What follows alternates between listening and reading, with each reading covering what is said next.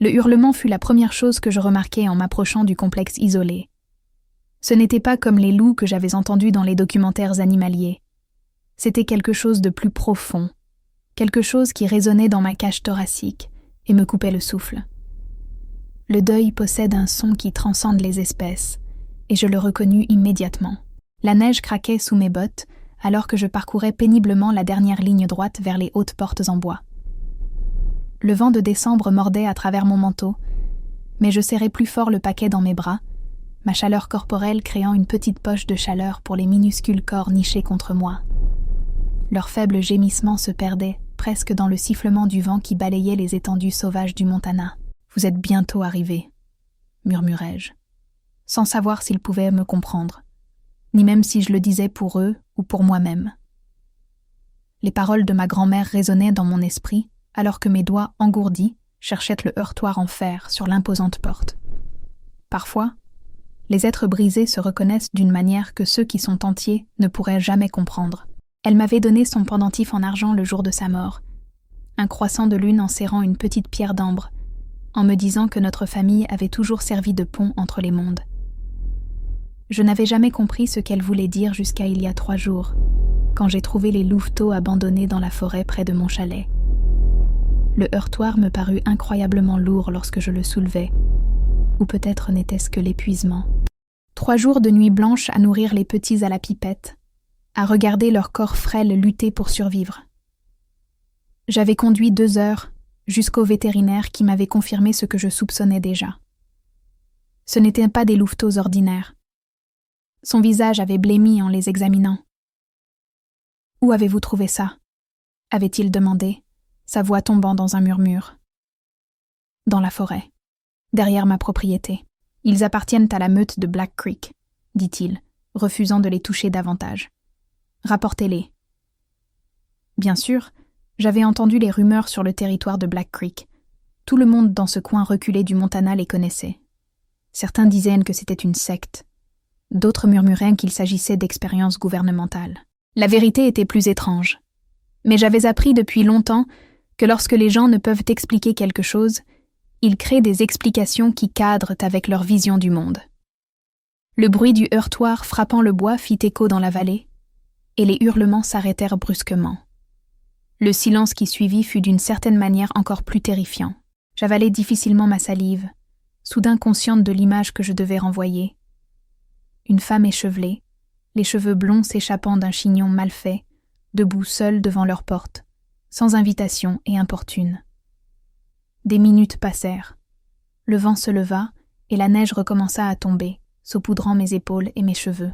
Juste au moment où je me demandais si je devais frapper à nouveau ou simplement laisser les petits devant la porte, j'entendis des pas s'approcher de l'autre côté. La massive porte en bois grinça, s'ouvrant juste assez pour révéler le visage d'un homme. Des traits durs, anguleux, avec des yeux qui reflétaient la lumière hivernale d'une manière inhabituelle. Son regard se posa sur moi avec dédain, puis se fixa sur le paquet dans mes bras. Ses narines se dilatèrent légèrement. « Qu'est-ce que tu veux ?» Sa voix était rauque, comme s'il ne s'en était pas servi depuis des jours. « Je les ai trouvés, » dis-je simplement, écartant la couverture pour révéler les 3 petits corps blottis les uns contre les autres. Ils étaient seuls. Je pense qu'ils ont leur place ici. Son expression se transforma si rapidement que je faillis reculer d'un pas. Un instant, il paraissait humain. Le suivant, quelque chose d'autre affleurait sous la surface. Il ouvrit la porte plus largement. « Entre !» ordonna-t-il, saisissant mon bras avec une force inattendue pour m'entraîner à l'intérieur du complexe. « Maintenant !» Les portes se refermèrent violemment derrière moi, et je me retrouvai dans une cour entourée de plusieurs bâtiments en bois disposés en demi-cercle. Des gens, du moins ils semblaient humains au premier coup d'œil, sortirent des habitations, leur attention se fixant sur moi avec une intensité qui me donna la chair de poule. Nash, l'homme qui m'avait laissé entrer, cria d'une voix empreinte d'une autorité qui fit taire les murmures s'élevant autour de nous. « Cherchez Rowan. Dites-lui qu'elle a les petits. » Une grande femme aux cheveux auburn disparut dans le bâtiment principal, se déplaçant avec une grâce fluide qui semblait presque prédatrice. Les autres formèrent un cercle lâche autour de moi, leurs expressions allant de la méfiance à l'hostilité. Comment les as-tu trouvés ? Demanda l'homme, serrant toujours mon bras. Pourquoi les as-tu amenés ici ? Avant que je puisse répondre, la foule s'écarta et un homme sortit du bâtiment principal. Même si les autres n'avaient pas fait silence, j'aurais su instantanément qu'il était leur chef. Une puissance semblait émaner de lui comme la chaleur d'un feu. Il était plus grand que les autres, avec des épaules larges et des cheveux noirs qui tombaient sous sa mâchoire. Mais ce furent ses yeux qui me captivèrent, ambrés comme la pierre du pendentif de ma grand-mère, habités par quelque chose d'antique et de sauvage. Lorsqu'il posa son regard sur le paquet dans mes bras, son calme se brisa. Pendant un court instant, une douleur brute traversa ses traits, suivie rapidement par l'incrédulité. « Impossible !» souffla-t-il, franchissant la distance qui nous séparait à grandes enjambées. J'aurais dû avoir peur. Tout dans cet endroit et chez ces gens criait le danger. Mais alors qu'il s'approchait, une sensation tout autre m'envahit. Une étrange reconnaissance, comme si mon corps savait quelque chose que mon esprit ignorait. « Ils sont vivants », dis-je, ma voix plus assurée que je ne l'aurais cru. À peine. Ils ont besoin de leur famille. Il se tenait maintenant devant moi, si près que je pouvais sentir la chaleur surnaturelle émanant de son corps malgré l'air glacial. Son regard passa des petits à mon visage, m'étudiant avec une intensité qui me donnait l'impression d'être transparente. « Qu'es-tu » demanda-t-il d'une voix à peine audible. Avant que je ne puisse répondre, l'un des petits dans mes bras laissa échapper un minuscule hurlement aigu. Le son sembla briser quelque chose chez le chef. Sans prévenir, il tomba à genoux dans la neige devant moi, tendant des mains tremblantes vers le paquet. J'aurais dû me retirer. Ces gens n'étaient pas normaux. Je l'avais su dès l'ouverture de la porte. Mais quelque chose me poussa à baisser les bras pour transférer avec précaution les petits vers les siens. Au moment où nos mains se frôlèrent, une décharge électrique remonta le long de mon bras. Et pendant une fraction de seconde, je vis... Non, je ressentis une cascade d'images et d'émotions qui n'étaient pas les miennes. La lune sur la neige. La sensation de courir plus vite qu'il n'est humainement possible. Une douleur viscérale et un vide béant qui menaçaient de tout consumer. Il le sentit aussi. Je le vis à la manière dont ses yeux s'écarquillèrent, ses pupilles se dilatant jusqu'à ce que l'ambre ne soit plus qu'un mince cercle autour d'un noir abyssal. « Oméga », murmura-t-il. Le mot portait un poids que je ne comprenais pas. Autour de nous, le terme se propagea dans la foule comme une onde de choc. « Oméga », répétèrent-ils, certains avec incrédulité, d'autres avec ce qui ressemblait presque à de la révérence. Je fis instinctivement un pas en arrière, soudain consciente d'avoir mis les pieds dans quelque chose qui dépassait largement mon entendement. Le chef, Rowan comme il l'appelait, se releva, les petits désormais bercés contre sa poitrine. Son expression était devenue indéchiffrable. « Tu vas rester » dit-il. Ce n'était pas une demande. « Je dois rentrer chez moi » répondis-je, faisant un autre pas en arrière. Je voulais juste les ramener sains et saufs. « Tu ne comprends pas ce que tu as fait en venant ici » dit-il, sa voix s'adoucissant légèrement. « Ce que tu es, il n'est pas sûr pour toi de partir maintenant. » Je ne... La tempête empire, m'interrompit-il, désignant les portes où le vent hurlait maintenant presque aussi fort que les cris de douleur que j'avais entendus à mon arrivée. Et tu es épuisé. Tu as pris soin de nos petits au prix d'un grand effort personnel. Permets-nous de t'offrir l'abri pour la nuit, au moins. Quelque chose dans son ton avait changé, devenant presque doux, mais ses yeux restaient vigilants, surveillant chacun de mes mouvements comme si je risquais de m'évaporer au moindre clignement de paupières. L'une des femmes s'avança, celle prénommée Nash. « Je vais préparer une chambre dans la maison principale, » dit-elle, mais ses yeux ne quittèrent pas mon visage. Il y avait dans son expression un mélange de curiosité, de méfiance et de quelque chose d'autre que je ne pouvais nommer. « Quel est ton nom ?» demanda Rowan. J'hésitais, me rappelant les avertissements de ma grand-mère sur les noms et le pouvoir. Mais j'étais déjà là, déjà encerclée. « Élise », dis-je enfin. « Élise Winters. » Un nouveau murmure parcourut la foule. La mâchoire de Rowan se crispa. « Winters », répéta-t-il, comme s'il testait le mot. « Bien sûr. » Il se tourna vers les personnes rassemblées. « Retournez à vos tâches. Elise Winters sera notre invitée ce soir. » Ils se dispersèrent à contre-cœur, beaucoup jetant des regards par-dessus leur épaule. Seul Nash resta, la posture tendue. « La chambre est », lui dit Rowan. « Et faites en sorte que Mira examine les petits immédiatement. » Nash hocha la tête et disparut de nouveau dans la maison principale. Seule avec Rowan, je devins cruellement consciente de ma vulnérabilité. Ma voiture était bloquée à 1 kilomètre de là où la route était devenue impraticable à cause de la neige. Mon téléphone n'avait aucun réseau dans cette partie reculée des montagnes. Et quelque chose me disait que même si je pouvais appeler à l'aide, personne n'oserait s'aventurer sur le territoire de Black Creek. « Pourquoi m'as-tu appelé comme ça ?» demandai-je. « Oméga, qu'est-ce que ça veut dire ?» Rowan m'étudia longuement, les petits s'agitant légèrement dans ses bras alors qu'ils sentèrent la tension. « Ça veut dire, » finit-il par dire, « que plus rien ici ne sera jamais comme avant. » Il baissa les yeux vers les minuscules créatures qu'il tenait.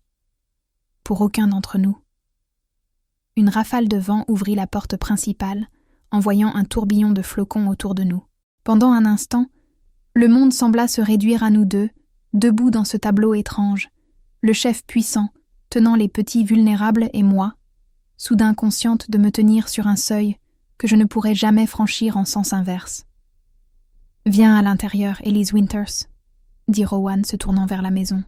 « Tu as beaucoup à apprendre avant demain matin. » Alors que je le suivais à travers la cour enneigée, le pendentif de ma grand-mère sembla se réchauffer contre ma peau, comme s'il s'éveillait après un long sommeil.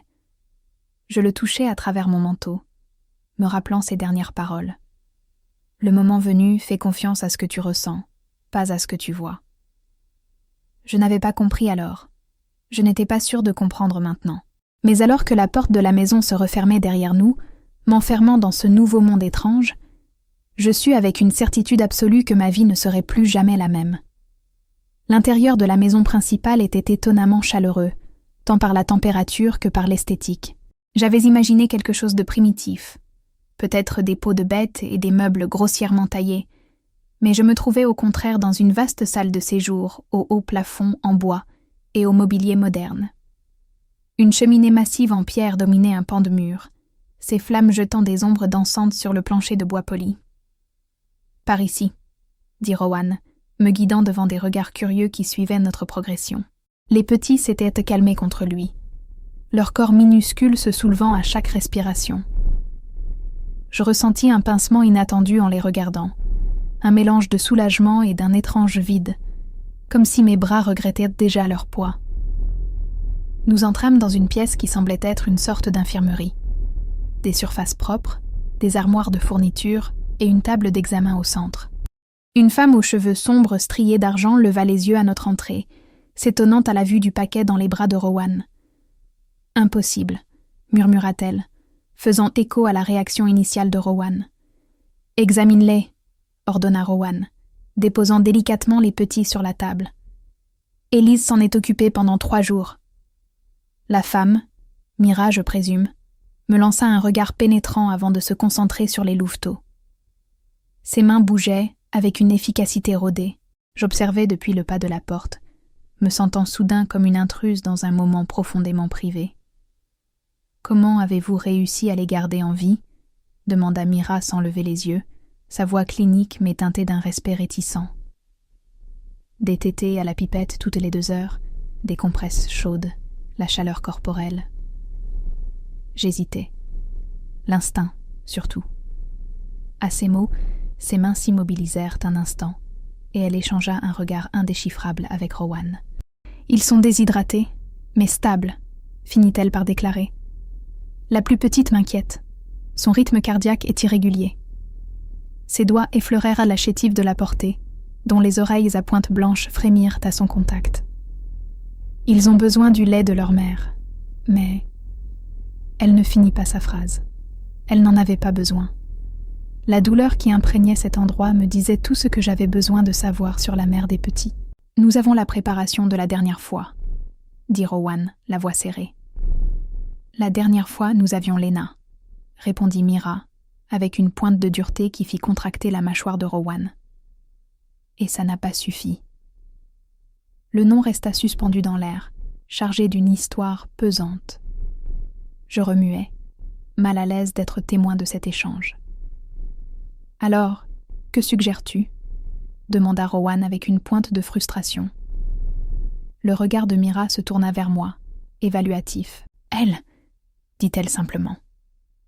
Rowan suivit son regard, ses yeux ambrés se plissant légèrement.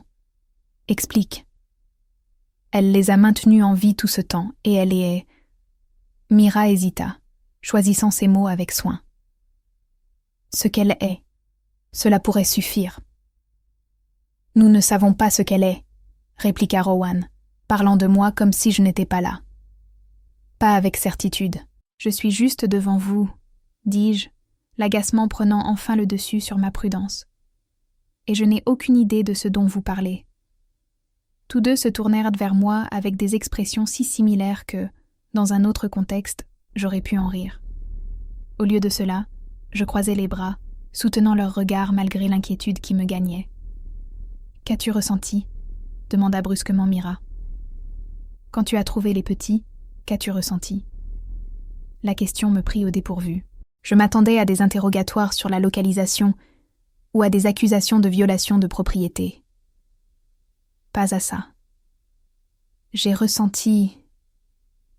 Je marquai une pause, cherchant les mots pour décrire l'irrésistible pulsion qui m'avait poussé plus profondément dans la forêt ce jour-là, suivant des sons que je n'aurais pas dû pouvoir entendre, comme si j'étais appelée, comme s'il m'appelait précisément moi.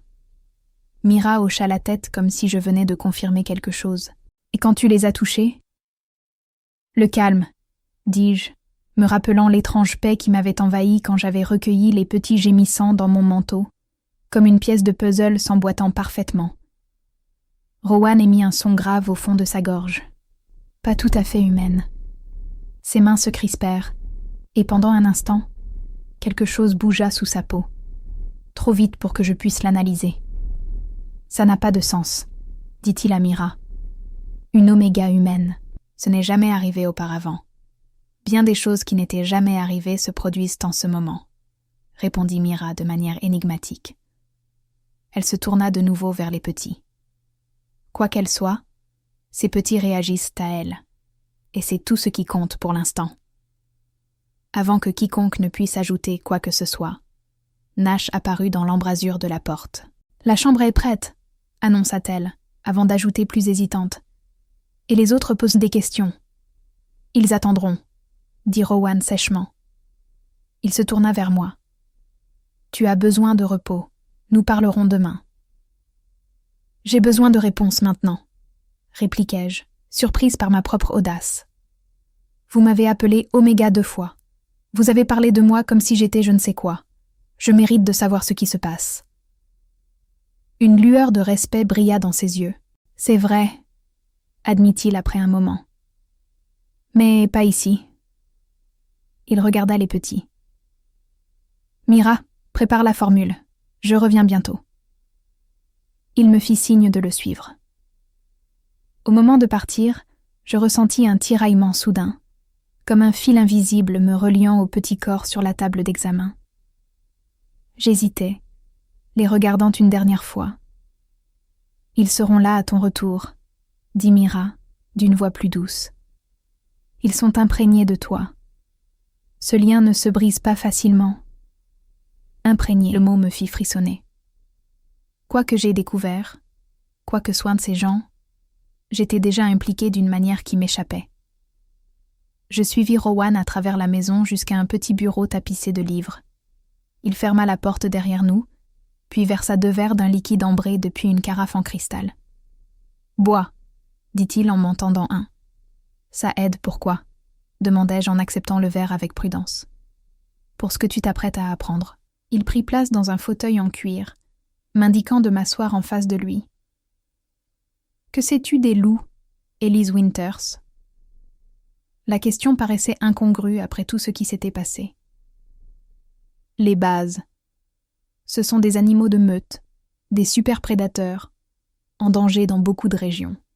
« Et que sais-tu des loups-garous » demanda-t-il, le regard rivé sur mon visage. Je faillis rire, mais son expression m'arrêta net. Le folklore, les mythes, l'horreur, les monstres de cinéma, il hocha la tête, prenant une longue gorgée.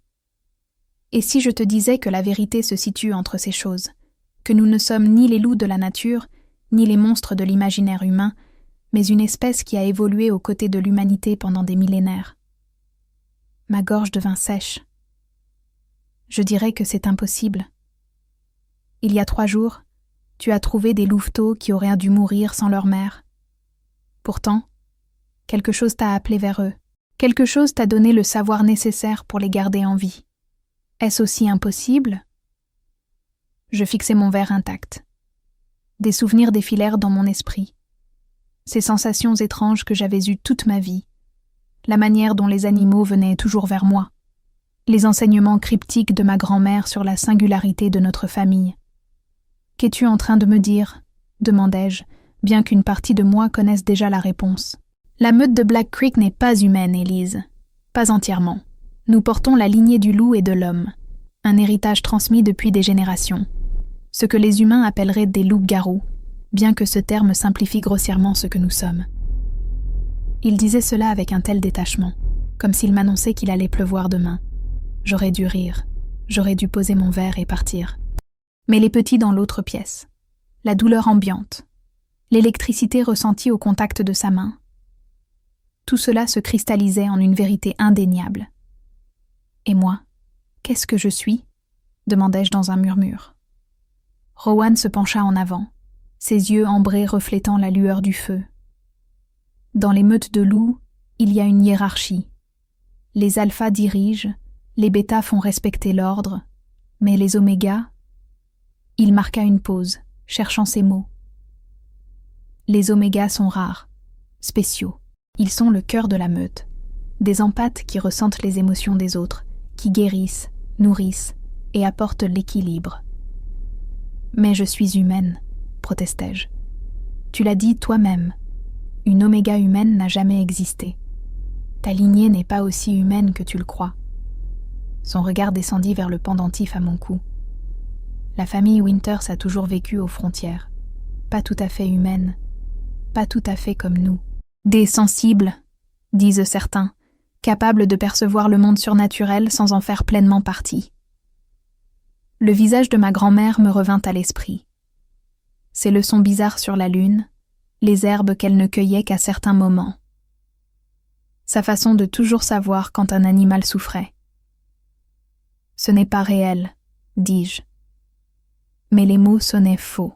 Une part de moi avait toujours su que j'étais différente, avait toujours eu l'impression d'attendre quelque chose qui donnerait un sens à cette différence. Pourtant, tu es là, dit doucement Rowan, appelé par nos petits à notre heure la plus sombre. Son expression s'assombrit, après que des chasseurs ont tué leur mère et que nous les avons crus perdus à jamais. La douleur dans sa voix était brute, personnelle. La mère des petits, commençai-je avec précaution. Était-elle ta... Ma sœur, répondit-il. Léna. Elle portait la prochaine génération de notre meute, les premières naissances en 5 ans. Sa main se crispa sur son verre. Elle est partie chasser seule malgré nos avertissements. Les humains empiètent de plus en plus sur notre territoire. Quand elle n'est pas revenue, nous avons suivi son odeur jusqu'à l'endroit où on lui a tiré dessus. Mais les petits avaient disparu. Je suis désolée, murmurai-je, comprenant l'ampleur de la perte. Pas seulement une famille, mais l'avenir de leur espèce. Nous avons cherché pendant des jours, continua-t-il, jusqu'à ce que la tempête efface toute trace. Nous pensions qu'ils avaient été emmenés par les chasseurs ou qu'ils avaient succombé aux éléments. Ses yeux s'ancrèrent dans les miens, jusqu'à ce que tu apparaisses à nos portes, les ramenant à la maison. Le poids de ces paroles m'accabla. Par pur hasard, ou peut-être par destin, j'étais tombée dans un monde secret vieux de plusieurs siècles, un monde qui semblait maintenant réticent à me laisser partir. « Pourquoi me racontes-tu tout ça ?» demandai-je. Votre existence n'est-elle pas censée être secrète ? Un soupçon de sourire effleura ses lèvres. Le premier que je voyais. Au moment où tu as franchi ces portes avec nos petits, le secret est devenu secondaire. Tu fais déjà partie de tout ceci, Elise Winters. La seule question est de savoir ce qui va se passer ensuite. Et que se passe-t-il ensuite ? Cela dépend de toi. Il posa son verre et se pencha. Les petits ont formé un lien avec toi. Dans notre monde, de tels liens sont sacrés. Ils ont besoin de toi, du moins jusqu'à ce qu'ils soient plus forts. Et après ? Demandai-je. Une émotion complexe traversa ses traits. De la réticence, peut-être, ou de l'incertitude. Ce sera ton choix. Mais sa façon de le dire me fit douter que la décision me reviendrait vraiment. Il y avait entre nous une attraction inexplicable. Quelque chose de primal et de troublant qui faisait battre mon cœur à chaque fois que nos regards se croisaient. Avant que je ne puisse répondre, un vacarme éclata quelque part dans la maison. Des éclats de voix, des pas précipités. Rowan fut debout instantanément, se dirigeant vers la porte avec une rapidité inhumaine. Elle s'ouvrit violemment avant qu'il ne l'atteigne. Nash se tenait là, la panique gravée sur le visage. « Des chasseurs », dit-elle à bout de souffle. Sur la crête nord, Théo a été touché. Tout le comportement de Rowan changea, son corps se tendant comme un ressort. Alertez les autres. Confinement total. Son regard se tourna vers moi, soudain aiguisé par la méfiance. Comme c'est pratique qu'ils apparaissent le soir même de ton arrivée. Je n'y suis pour rien, protestai-je en me levant. Peut-être pas intentionnellement, grogna-t-il. Et pendant une fraction de seconde, ses traits semblèrent de changer, devenant plus affûtés, plus lupins. Mais les coïncidences sont rares dans notre monde. Nash regardait l'un puis l'autre, visiblement partagés entre l'urgence et la curiosité. Mira dit de l'amener, ajouta-t-elle en me désignant. La petite faiblit. Elle a tout essayé. La méfiance de Rowan lutta contre son inquiétude. Finalement, il fit un geste brusque. Surveille-la. Si elle essaie de partir ou de contacter qui que ce soit, retiens-la. Je veux aider, dis-je, pensant au louveteau en détresse. S'il vous plaît.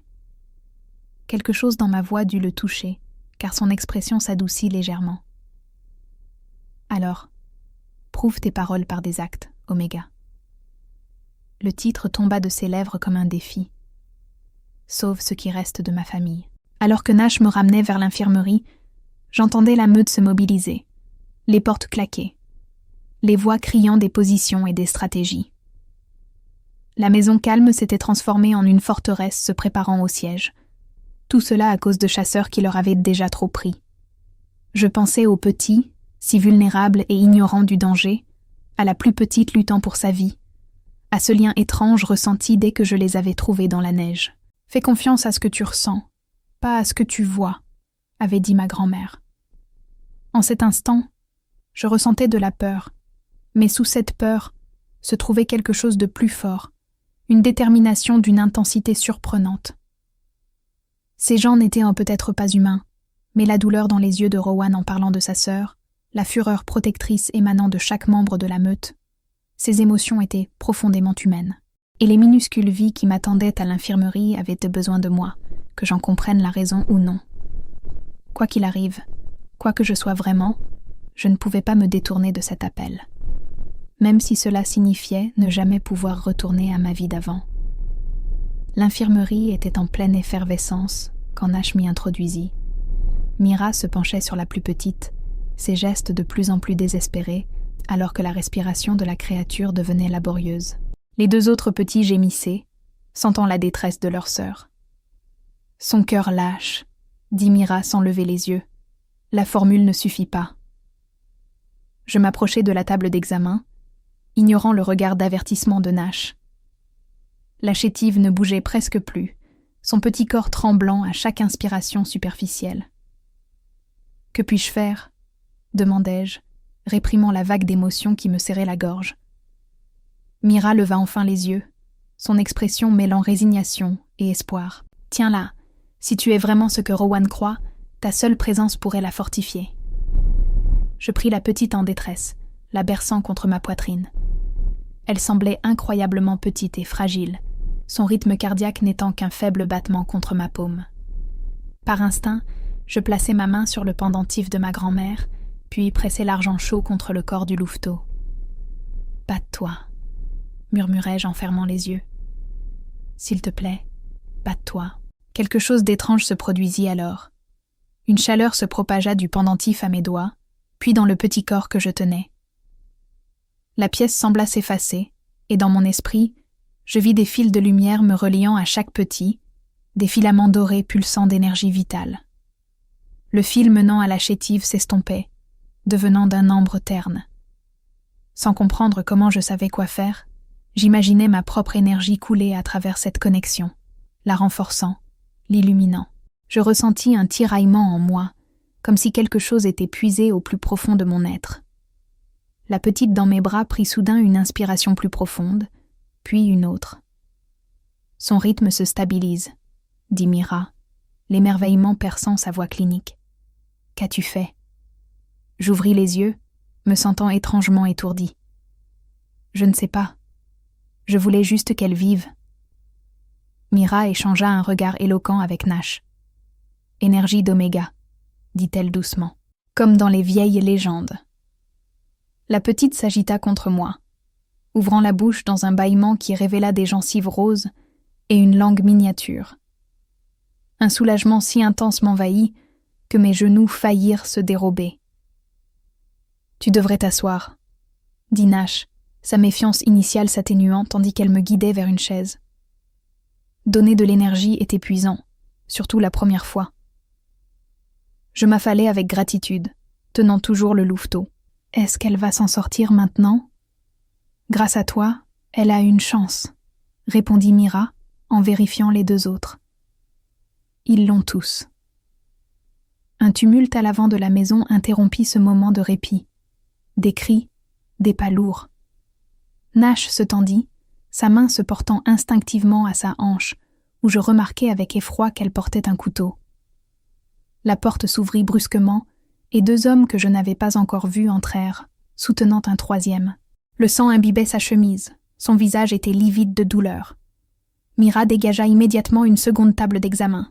« Allongez-le » ordonna-t-elle. « Que s'est-il passé ?»« Embuscade sur la crête nord » répondit l'un des hommes d'un ton sombre. « Il nous attendait. » Le blessé, Théo je suppose, gémit en étant installé. Ses yeux s'ouvrirent, troubles, puis s'écarquillèrent en me voyant. « Qui est-elle » haleta-t-il, tentant de se redresser malgré sa blessure. « Pourquoi une étrangère est-elle ici pendant une attaque ?»« Elle a ramené les petits » expliqua rapidement Nash, tout en aidant Mira à découper la chemise ensanglantée. Rowan a ordonné qu'elle reste à l'intérieur. Le regard de Théo tomba sur le paquet dans mes bras, l'incrédulité éclipsant momentanément sa douleur. Impossible. « Tu as perdu beaucoup de sang » dit Mira en examinant la plaie à l'épaule. La balle a traversé proprement, mais elle s'arrêta net, son expression changeant. « Il y a un problème. La plaie devrait déjà commencer à cicatriser. » Un regard d'entente passa entre eux. « Argent » dit Théo d'une voix rauque. Le silence tomba dans la pièce. Même moi j'en savais assez sur le folklore pour comprendre l'importance de la chose. L'argent, le fléau des loups-garous. Apparemment, certains mythes contenaient une part de vérité. « Nous devons le neutraliser » dit Mira en se dirigeant vers une armoire. « Nash, va chercher Rowan. Ces chasseurs savent exactement ce qu'ils chassent. » Alors que Nash sortait en hâte, les yeux de Théo trouvèrent les miens, plus durs, malgré la souffrance. « Timing idéal » parvint-il à dire entre ses dents serrées. « Je n'y suis pour rien » dis-je fermement, lassé de ces accusations. « Je vis seul dans mon chalet depuis 2 ans. J'ai trouvé les petits par hasard. »« Le hasard n'existe pas dans notre monde » répliqua-t-il, grimaçant, alors que Mira revenait avec un pot de pâte sombre. « Il n'y a que le destin et les ennemis. » Avant que je ne puisse répondre, Rowan apparut, l'air furieux. Du sang, qui n'était pas le sien, tachait sa chemise, et ses yeux brillaient d'un éclat surnaturel. « Rapport » exigea-t-il en s'approchant de Théo. 6 chasseurs identifiés, dit Théo, la respiration courte. Armés d'argent et de lampes UV. Ce ne sont pas des amateurs, Rowan. Ils connaissaient nos itinéraires de patrouille. La mâchoire de Rowan se crispa. Des pertes? Juste Théo pour l'instant, répondit Mira en appliquant la patte sur la blessure. Mais ils ont l'avantage de la hauteur sur la crête nord. S'ils avancent que davantage sur notre territoire, ils ne le feront pas, coupa Rowan. J'ai envoyé Kyle et Vera pour les contourner par l'est. Darius emmène les autres sécuriser la limite sud. Son regard se fixa sur moi, calculateur. La question est de savoir comment ils ont su qu'il fallait venir ce soir. Je vous ai dit que je n'y étais pour rien, dis-je, la frustration l'emportant sur la prudence. Je vis isolé. Je ne parle à personne. Pourquoi sauverais-je vos petits pour ensuite mener des chasseurs à votre porte? Quelque chose dans mes paroles sembla le convaincre. Son expression s'adoucit un peu. Le petit? Demanda-t-il en désignant le paquet. Stabilisé, répondit Mira. Grâce à elle. Le regard de Rowan s'attarda sur la petite créature nichée contre moi, une lueur de vulnérabilité traversant ses traits avant que le masque de chef ne reprenne le dessus. Le timing reste suspect, dit-il, bien qu'avec moins de conviction. Une détonation lointaine résonna dans la nuit. Un coup de feu, puis un autre. Rowan se tendit. Un hurlement s'éleva de la forêt. Pas un cri de deuil cette fois, mais un avertissement. Il se rapproche, dit-il en se tournant vers la porte. Nash, reste avec eux. Personne n'entre ici sans mon ordre direct. Et elle? Demanda Nash en me désignant. Rowan s'arrêta, ses yeux rencontrant les miens. Dans cet instant, quelque chose d'indicible passa entre nous, une compréhension au-delà des mots. Protège-les, dit-il simplement. Puis il disparut. Le silence retomba, troublé seulement par la respiration difficile de Théo et les gémissements occasionnels des petits. Je replaçai délicatement la chétive avec ses frères. Ils se blottirent aussitôt. « Pourquoi des chasseurs viendraient-ils ici ?» demandai-je doucement. « Que veulent-ils » Nash, posté près de la porte, me regarda. « Ce que les chasseurs veulent toujours, des trophées, des preuves. Certains nous chassent par sport, d'autres parce qu'ils nous considèrent comme des abominations. Et certains, ajouta sombrement Mira, nous chassent pour des organes auxquels ils prêtent des propriétés magiques, le sang, les griffes. J'eus un haut le cœur. C'est barbare. C'est l'humanité, marmonna Théo, dont les couleurs revenaient peu à peu. Sans offense. Enfin, à moitié humaine dans mon cas, apparemment, répliquai-je, repensant à ce que Rowan m'avait dit. Cela me valut un regard surpris des 3 personnes présentes. « Il te l'a dit ?» demanda Nash, incrédule. « En partie. Assez pour comprendre que je suis liée à tout ça, même si je ne sais pas comment. » L'expression de Mira devint songeuse. La lignée Winters a toujours été proche des nôtres, des guérisseurs, des médiateurs. Mais jamais l'un d'eux n'avait manifesté de traits d'oméga. « Qu'est-ce que ça signifie exactement ?» demandai-je. « Être une oméga, pour faire simple, c'est équilibrer la meute, » expliqua-t-elle. Les alphas comme Rowan projettent la puissance vers l'extérieur. Les omégas projettent le calme vers l'intérieur. Ils ressentent les émotions, apaisent la souffrance, facilitent la guérison. Comme ce que tu as fait pour la petite, ajouta Nash, son hostilité ayant disparu. Une autre salve de coups de feu retentit. Plus près cette fois. Nash se tendit. S'ils forcent l'entrée, ils ne le feront pas, interrompit Théo. Pas tant que Rowan est debout. La foi dans sa voix était absolue. Malgré ma peur, je trouvais cela rassurant. La loyauté de cette meute envers son chef était totale. Soudain, un silence tomba à l'extérieur, plus inquiétant que les tirs. Nous nous figeâmes. Puis vint un son qui me glaça le sang. Un hurlement de douleur brusquement interrompu. « Rowan » murmura Nash, le visage décomposé. Sans réfléchir, je me levai. « On doit l'aider. »« Ton inquiétude est touchante, » dit Théo, bien que son ton soit moins méfiant. Mais que penses-tu pouvoir faire face à des chasseurs armés ? Je l'ignorais. Je savais seulement que l'idée de voir Rowan tomber me remplissait d'un effroi inexplicable. Nous nous connaissions à peine, et pourtant, un autre hurlement s'éleva, différent, plus désespéré. Un appel au renfort. Nash prit sa décision. « Reste ici », ordonna-t-elle en se dirigeant vers la porte. « Verrouille derrière moi. »« Attends » appela Mira. « On a besoin de toi si la maison est prise. »« Si Rowan tombe, la maison n'aura plus d'importance », répliqua Nash. Elle disparut avant toute discussion. Je verrouillai la porte, les mains tremblantes. Par la fenêtre, je voyais des ombres à la lisière de la forêt. Des silhouettes humaines portant des fusils avançaient vers le complexe. « Ils arrivent », dis-je calmement. Théo lutta pour se lever, soutenu par Mira. « Emmène les petits en lieu sûr », ordonna-t-il. « Il y a une pièce cachée à la cave. Mira connaît le chemin. »« Et vous ?» demandai-je. Son sourire était plus celui d'un loup que d'un homme. « Je vais vous gagner du temps. »« Vous êtes blessé » protestai-je. « L'argent est assez neutralisé » trancha-t-il. « Je peux encore me battre. » Il prit une arme dans un meuble. « Allez-y. » Mira plaça les petits dans un panier et me fit signe de la suivre. J'hésitais, regardant Théo monter la garde, le visage pâle mais déterminé. « Merci, » dis-je, « de les protéger, de me protéger. » Une lueur de respect brilla dans ses yeux. « Remercie-moi en les gardant saufs, Oméga. Ils sont notre avenir. » Alors que je suivais Mira, la porte principale de la maison vola en éclats. Des cris résonnèrent dans les couloirs. Les chasseurs avaient forcé l'entrée. Et quelque part dehors, Rowan était blessé ou pire, l'alpha qui m'avait regardé avec méfiance et émerveillement, dont le contact m'avait électrisé et dont je transportais maintenant la famille vers la sécurité.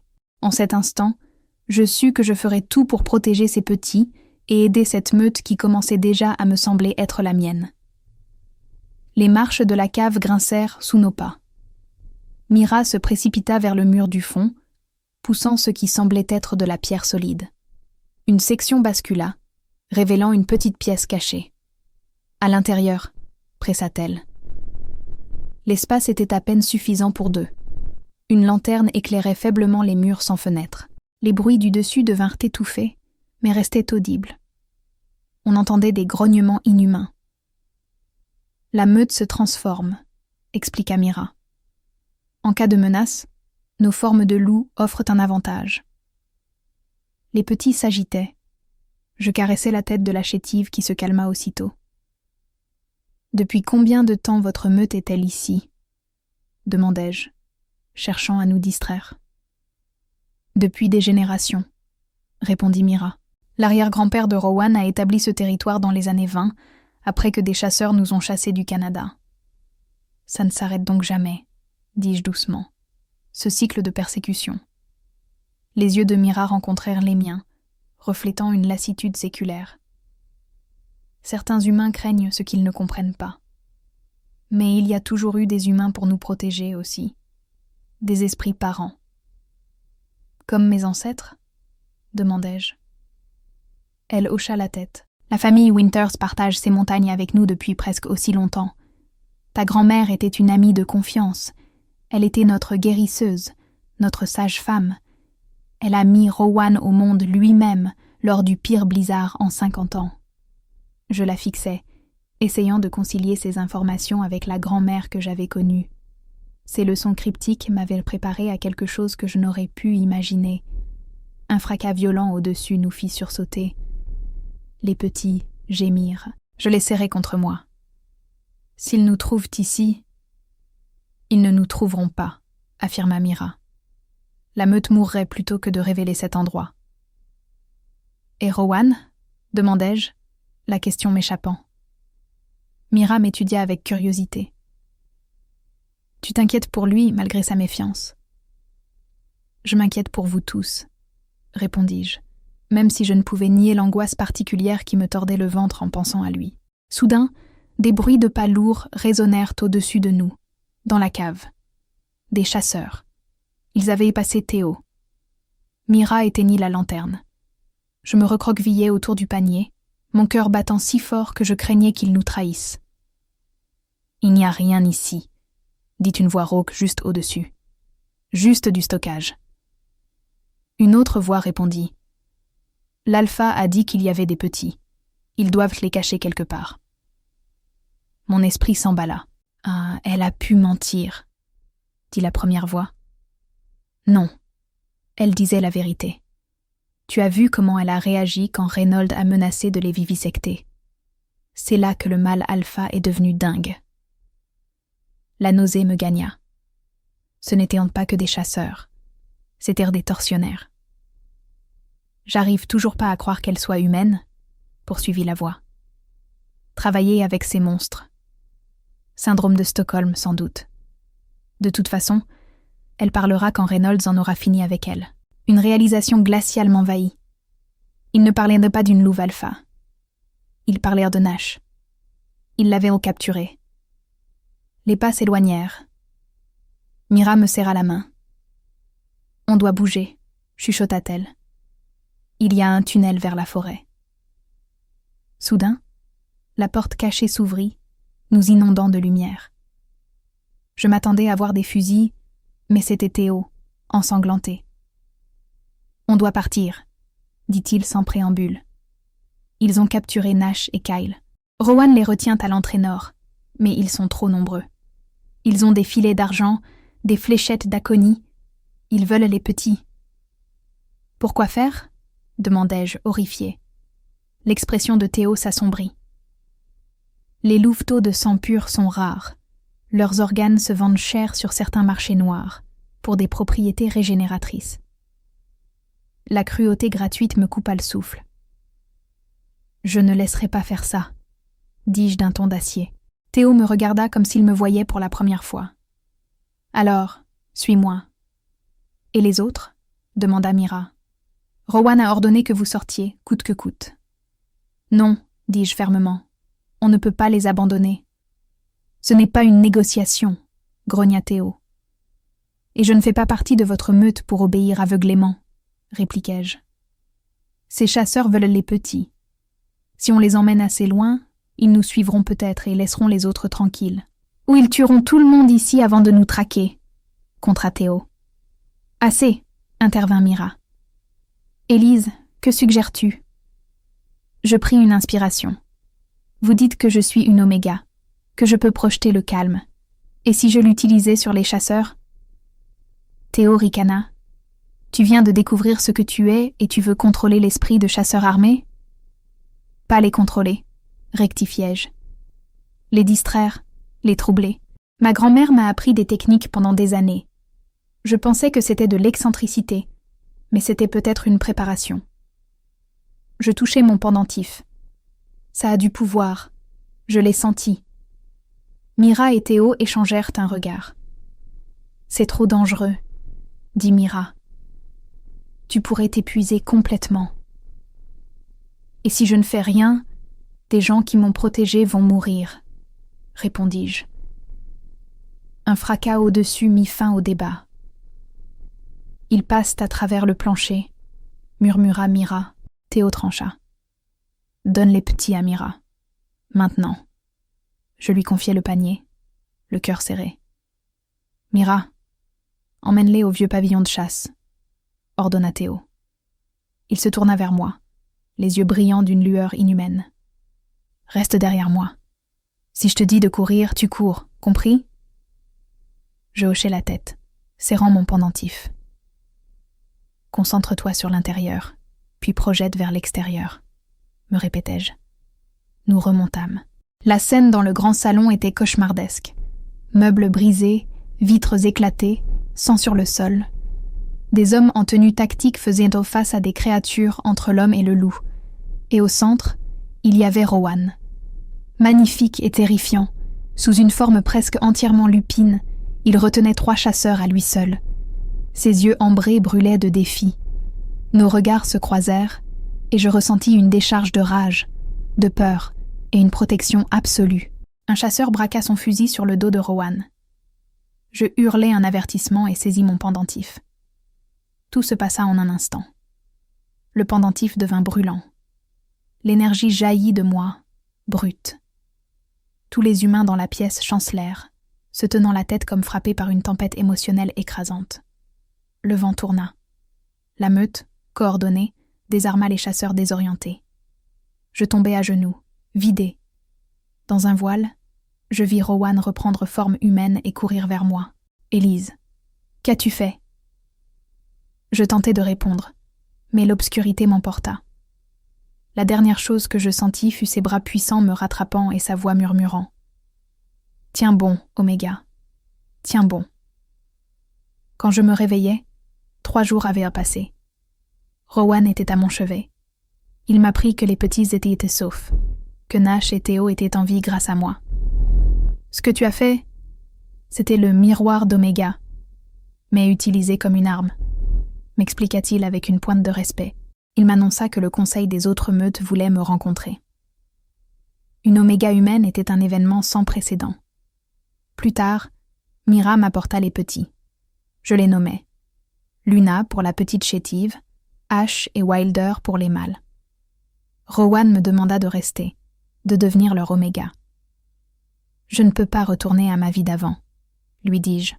« Je ne pense pas en avoir envie. » Il prit ma main. « Alors reste, apprends qui tu es, prends ta place à mes côtés. » J'acceptais. Je n'étais plus une étrangère, mais l'Oméga qui avait trouvé sa meute. En entrant dans la salle du conseil avec Rowan, Luna perchée sur mon épaule, je sus que j'avais enfin trouvé ma maison. Pas dans mon chalet solitaire, mais ici, parmi ceux qui reconnaissaient en moi ce que je n'avais jamais compris moi-même. J'étais prête à affronter l'avenir, car j'avais enfin trouvé ma place.